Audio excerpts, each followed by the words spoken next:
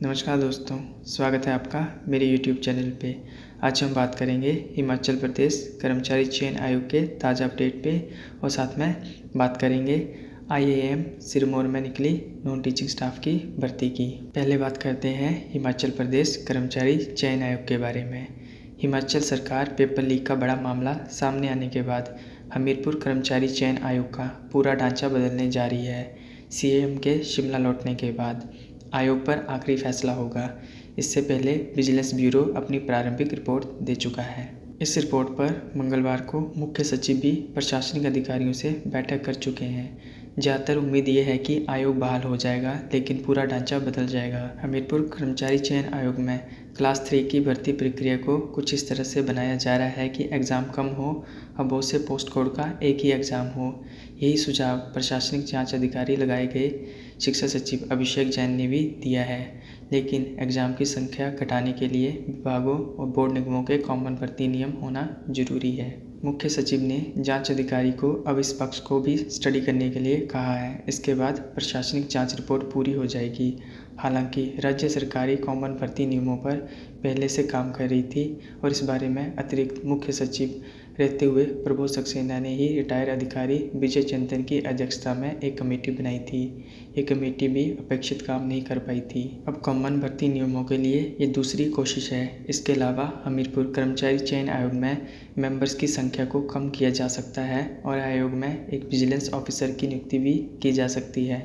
हालांकि इन दिनों संभावनाओं पर अभी सिर्फ विचार चल रहा है। आयोग में मानवीय हस्तक्षेप कम करने के लिए भर्ती संबंधी सारी प्रक्रिया को IT के इस्तेमाल से ऑनलाइन किया जाएगा। हाथ से पेपर सेट करने और प्रिंटिंग से पहले उसकी फ़ोटोस्टेट करवाने के चक्कर में ही जूनियर ऑफिस असिस्टेंट का पेपर लीक हुआ था। इस पूरे सिस्टम को बदला जाएगा।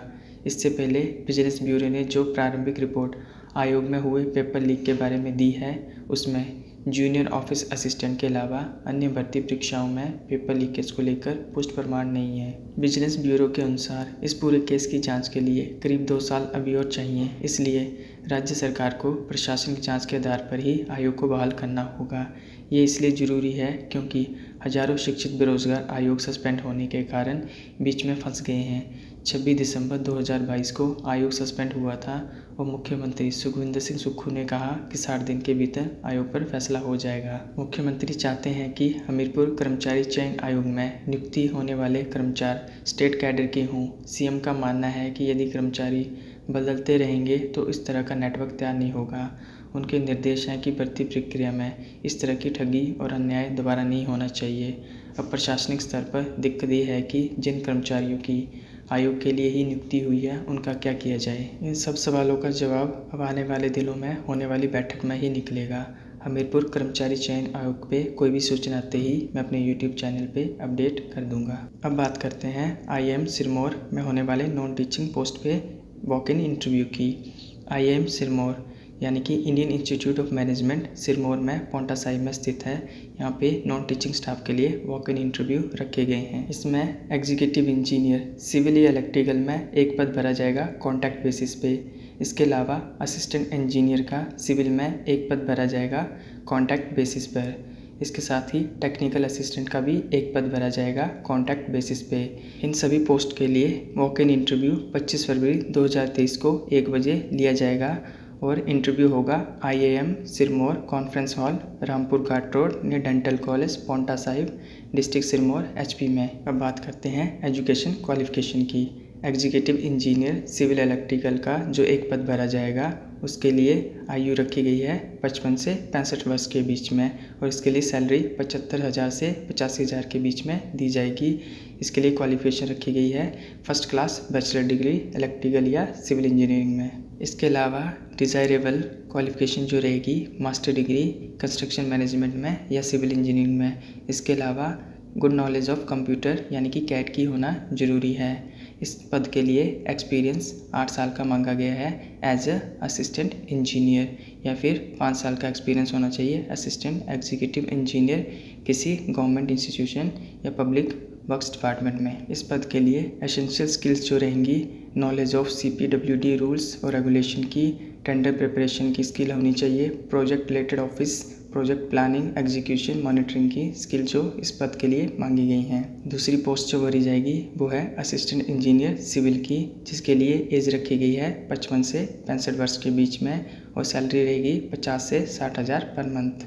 इसके लिए जो क्वालिफिकेशन मांगी गई है बैचलर डिग्री सिविल इंजीनियरिंग में किसी मान्यता प्राप्त यूनिवर्सिटी या संस्थान से, और इसके लिए डिज़ायरेबल क्वालिफिकेशन जो है मास्टर डिग्री कंस्ट्रक्शन मैनेजमेंट या सिविल इंजीनियरिंग में रखी गई है। इसके अलावा 3 साल का एक्सपीरियंस एग्जीक्यूशन और supervision of civil construction work में मांगा गया है। और एसेंशियल स्किल जो रहेंगी knowledge of CPWD rules regulation की, knowledge of general financial rules की, knowledge of PERT CPM project planning and management आदि की मांगी गई है। तीसरी पोस्ट जो भरी जाएगी वो है टेक्निकल असिस्टेंट की। इसके लिए एज लिमिट है 35 साल। 35 साल तक के अभ्यर्थी इसमें अप्लाई कर सकते हैं और सैलरी मिलेगी 30,000 से 35,000 पर मंथ। इसके लिए एजुकेशन क्वालिफिकेशन रखी गई है डिप्लोमा इन सिविल मैकेनिकल या इलेक्ट्रिकल इंजीनियरिंग में, या फिर bachelor of science degree with at least 55% marks.